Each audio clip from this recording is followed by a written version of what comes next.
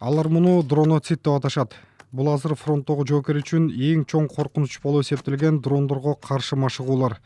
Жөнөкөй эле мылтык дронду атып түшүрүүнүн эң жакшы жолу ойдон калууда дейт алар. Эгер Дональд Трамп келишимге жете албаса, бул машыгуулар өмүрлөрдү сактап калууга жардам бериши ыктымал. Алардын 10 миңдеген жолдошу буга чейин коңшу Донбассты коргоп жатып курман болушкан.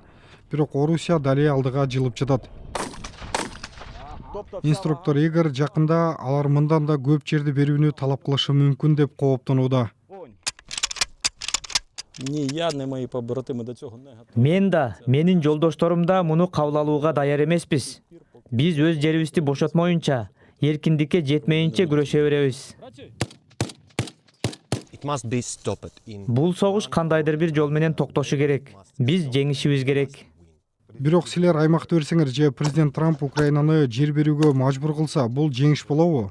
Бул менин чечимим эмес, бирок бул идея мага жакпай турат. Алар буга чейин эле чоң жоготууларга туш болушту. Президент Трамп Украина акыраягы кандайдыр бир келишимге кол коюшу керек дейт. Бирок мындай жоготууларга карабай, бул согуш алардын тайманбастыгын майтара алган жок.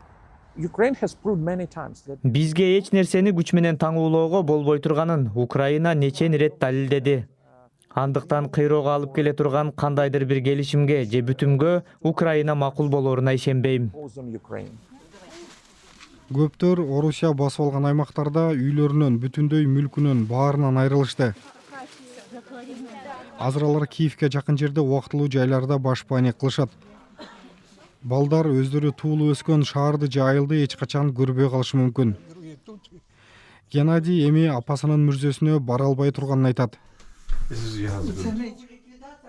Ал эми Валентинада орус ракетасынан курман болгон күйөөсүнүн жалгыз гана сүрөтү калган.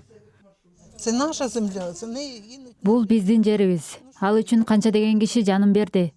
Канча адам курман болду. Ушундан кийин биз баарын берип коебузбу? Андай болбойт. Украина балким бул согушта акырындап утулуп бараткандыр.